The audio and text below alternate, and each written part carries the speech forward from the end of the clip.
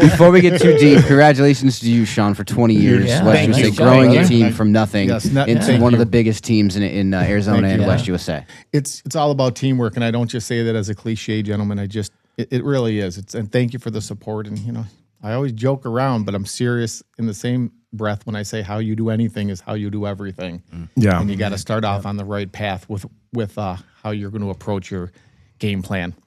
Totally agree. All right, so what is how are you defining the market for 2026 right now? Because I know you're like me. Everybody's always asks, "Well, how's the market?" Whether agents ask it in their little prism, and then consumers ask it in their prism.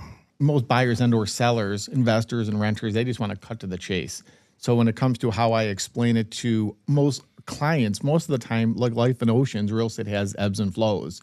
And right now, whether you say buyer's market or seller's market, it's not one size fits all. So when you actually listen to what the customer wants, dial in that game plan. Some are just buyers, some are buyers and sellers, some are just sellers, relocating, upsizing, downsizing. So when you kind of add everything together and start taking notes, and I actually mean taking notes, then you can tell them this is probably the best path for you to move forward. So I try to keep it very simple in the beginning. We're not trying to plan our wedding date before we go on a first or second date. Yeah. Well, yeah, that's a good point. Then how it's easy for us to say it because we've been doing this for so long. Newer agents haven't been doing this for so long, and it's hard to necessarily extract like who is this person that I'm talking to. What are their specific needs? Because I remember when I started in real estate, buyer's a buyer, seller's a seller, and that was about it. And let's go out looking at homes. And when you're meeting somebody for the first time, walk me through your process. Beautiful. One of the first questions I ask is, what do you perceive your goal to be in the realm of real estate?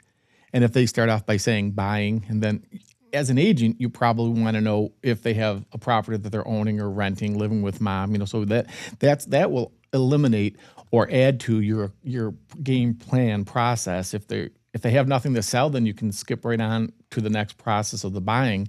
And that's where I slowly ask them questions and give them information about the buying process. Because some of them maybe, and even if they say we haven't bought for years, or you've heard clients say, we bought a house 20 years ago and moved from Chicago, things change rapidly. The market changes all the time. So I always want to make sure that they have the right information, current information, but I don't want to overwhelm them with statistics and acronyms and things that just aren't at this stage important. The processes and what they're looking for. And another little side note, husband, wife, or couples or whatever it is, you also have to make sure watching their actually body movements and face recognition. One may, we're ready to move, and then one isn't. You have to make sure you dial it in. You know who you're serving the drink to. You need to know your audience. Yeah. You can't sugarcoat the truth, and they need the facts. But you definitely have to know that I say it all the time. It's teamwork. You want to get everybody on the same page. The lenders, the title companies, the buyers, the sellers, and the more that all comes together, the easier, the more fluid the transaction is going to be. You don't really want an obstacle, but you will come across them. You want to navigate over, through, or around them, but you definitely want to make sure that you have the input from all parties involved to make it an easy process. Yeah, you mentioned the word sugarcoat. That's another thing that you just develop over time.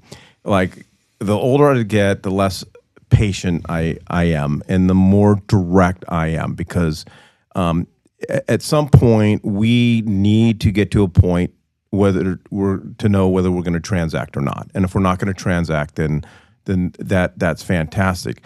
And sometimes, we get listings because at the end of the day, the seller will go, no one's ever said that to me that way, and that way, and really, because we find, especially when we're newer, and we've all been guilty of it.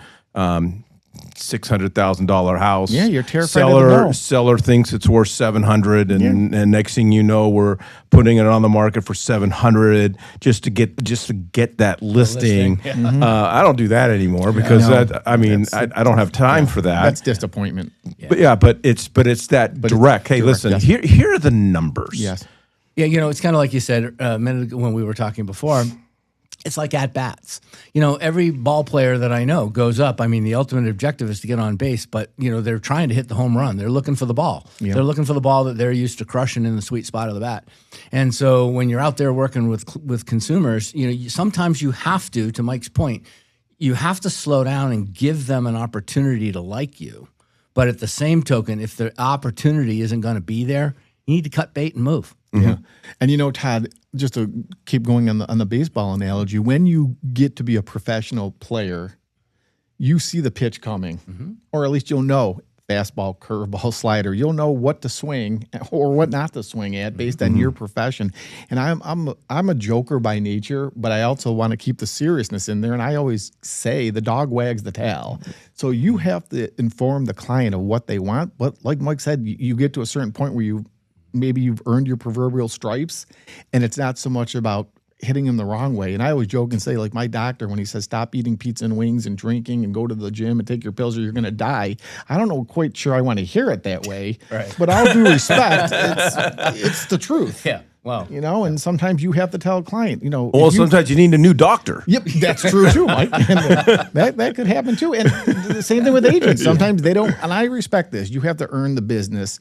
But on the flip side, I don't want business that's not going to end up in a positive result. So I want to put it in the best light for everybody. Yeah. You can't get back time. That's a commodity you just can't waste. So if you're upfront with somebody and they respect it or they don't, there's a lot of houses and there's a lot of people that will go from leads to customer to clients. And once you have that client, typically they're yours for a long time. Remember, Mike, you and I, many years ago, would talk about the fact of we're not really in real estate until we've gone on a listing appointment and the seller wants to list, but we don't want to take the listing. Yeah. Welcome to real estate. Yeah.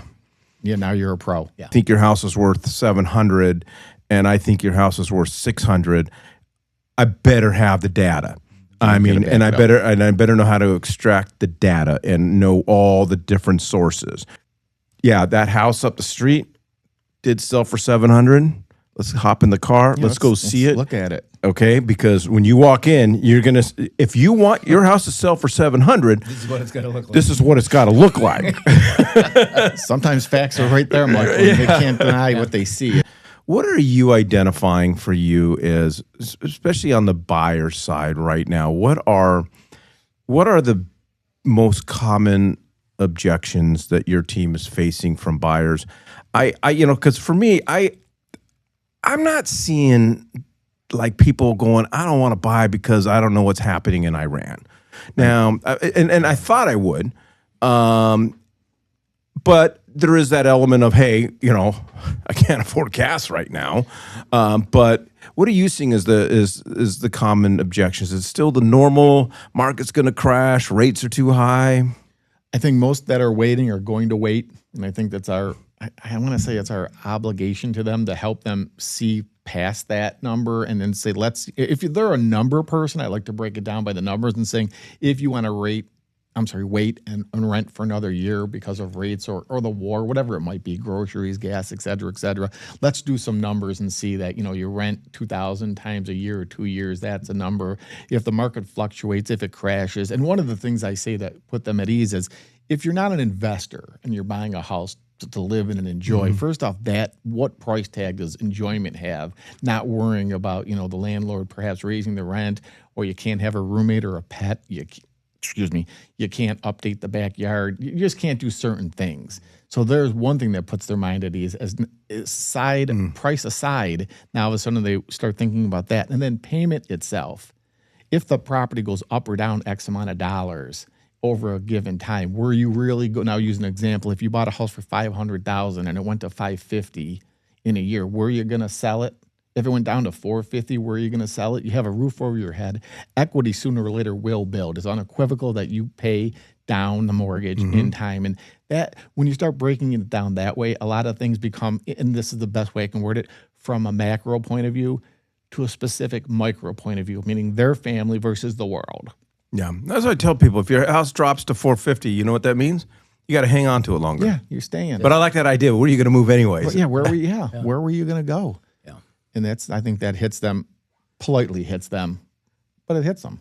What are you seeing as the biggest struggle for agents right now? You and I talk about this all the time. Boy, This is our favorite topic. Yeah, it is. And I honestly think it's just you have to add value and don't be afraid to say you don't know, but you have the resource to do it. So I think their biggest fear is making sure they say the correct things to have that buyer and or seller like them. Where it's really, I'm not sure that I like my lawyer or I like my doctor or I like my CPA, but they know what they're doing and they get you to the end goal. And that's one of the biggest struggles I see right now and that might be with newer agents, but also it could be with agents that are, I'll say, longer in the tooth because the market changes and they need to be able to adapt to some of the things that clients want. Is there anything that you're hearing that's out there that is coming to you by consumers? Is there objection reasons? So let's not compare it to what we already know is maybe changed, Right. but is there something? And maybe it's not. Mike, you said it a minute ago, and I think this is really where I'm seeing through my wife a portion of the market is there's a really good positive energy, particularly in the marketplace. Interest rates aren't really that bad, and people have pretty much lost that objection for the most part, other than affordability to be able to qualify for a loan.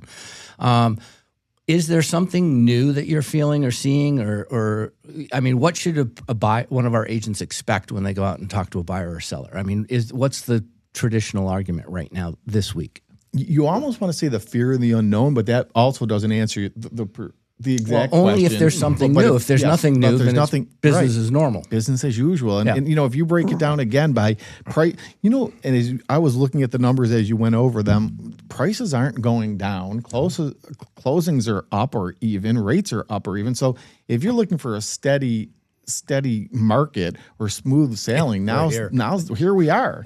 Yeah. So I guess the biggest objective that agents would have is being able to explain just that. So it's internal. Yeah. Yes, it's a great point. I don't care what Aunt Ethel thinks. I don't care what you see on TikTok. Here are the numbers. And the numbers don't lie. Never do. I always fall back on that too, Mike. That's the root of everything. The foundation of here is actually what's happening. And you're right, all the people in the world can tell you this, and you don't want to be sarcastic and say, how long have you been an agent, or are you an agent, or when's the last time you dove into the statistics of a property. Yeah. But that's the truth of the matter is I'm the professional and I'm giving you my advice. That's the nice thing about statistics is you can zero these things down, obviously, as we know, to a subdivision. But, when you're pointed with that question out of nowhere, you got to have an answer. And the more global one of the market stats that we provide would probably be the best thing to really wrap your head around. Not Lawrence Young, because if you're talking about that, you're now only expecting the state of Arizona to have a 4% growth, for the entire year. We're already at about a 3.5% growth, and we're probably going to be at a 10. So again, you got to have those numbers. Yeah, when you look at the numbers, you can break them down as specific as you need be. I mean, even when I look at the listing close rate and the numbers we're getting for closings, most are getting their dollar amount. On the flip side, somebody that might have a different agenda, whatever their dollar amount might be, will work. Or you might say to yourself, this subdivision, every house that goes on the market here, we don't even need to put a sign up for because it's going. But then you look at a different subdivision, it's like you have a lot of competition here. New builds, you need to adjust and I'll segue into this for agents. I still use the 3 Ps, price, product, and promotion. You need to adjust those for the person that you're sitting across the table from. Don't be afraid to dissect the numbers to a specific client. What advice do you give when you are negotiating either, the ER or BBEA, and how are you presenting value to say, hey, listen, this is what I'm worth. And this is why I do what I do. First, I always say rule number 1, everything in writing, or get everything in writing. Rule number 2, everything is negotiable. So when I'm sitting across from the table, and there's going to be agents that may never lower their standards, that they're what they're looking for, compensation. Am I allowed to say Perfect that? word, yeah. Compensation. And then there's others that might say, in this particular area, I want my sign up if I did it for free. So when I try to hold my value, again, reviews, longevity, the firm you're with, and I go over why I believe I can get the job done. I show them how I'm going to get the job done.